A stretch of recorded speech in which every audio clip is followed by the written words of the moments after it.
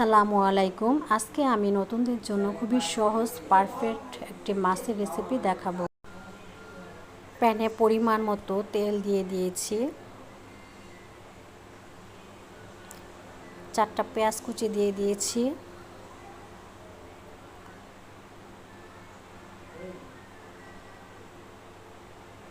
পেঁয়াজটা নরম হয়ে আসছে। এখন আমি 2 চামচ পরিমাণ আদার পেস্ট দিয়ে দিয়েছি। 1 মিনিটের মতো ভেজে নেব, যাতে আদার কাঁচা গন্ধটা না থাকে। 1 চামচ পরিমাণ হলুদ দিয়ে দিয়েছি, 1.5 চামচ পরিমাণ মরিচের গুঁড়া দিয়ে দিয়েছি, সামান্য একটু পানি দিয়ে মশলাটা কষিয়ে নিতে হবে।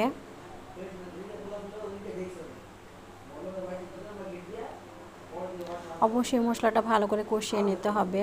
স্বাদ মতো লবণ দিয়ে দিয়েছি।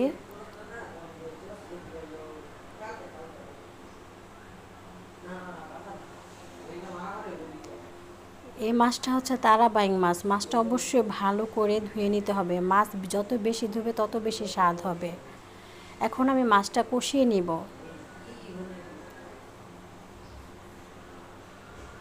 5 মিনিটের জন্য ঢেকে দিয়েছি।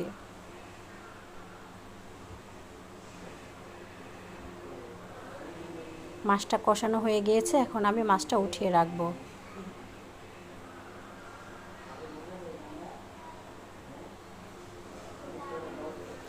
এখন আমি আলুটা কষিয়ে নিব।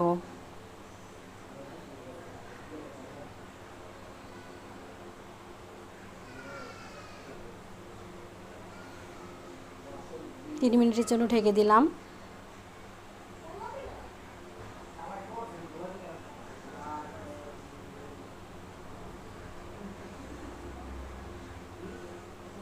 দুই কাপ পরিমাণ পানি দিয়ে দিয়েছি।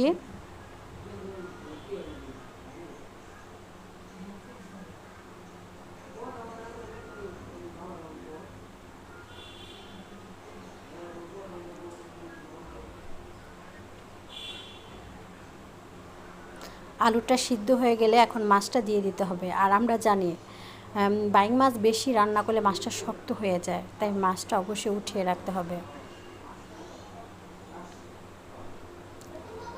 2টা টমেটো নিয়েছি ফালি করে। মাছে টমেটো দিলে কিন্তু মাছের স্বাদটা দ্বিগুণ বেড়ে যায়, আমরা সবাই জানি।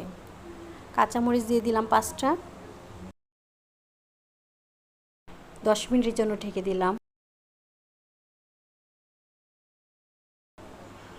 ধনিয়াপাতা কুচি দিয়ে দিলাম।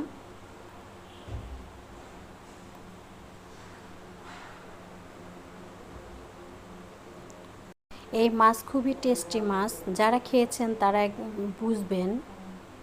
আর এই রেসিপি ফলো করে রান্না করলে আশা করি পারফেক্ট স্বাদ পাবেন।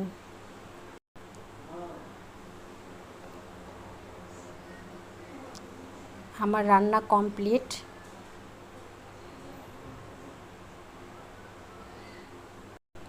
মাছ রান্নাটা খুবই আকর্ষণীয় হয়েছে।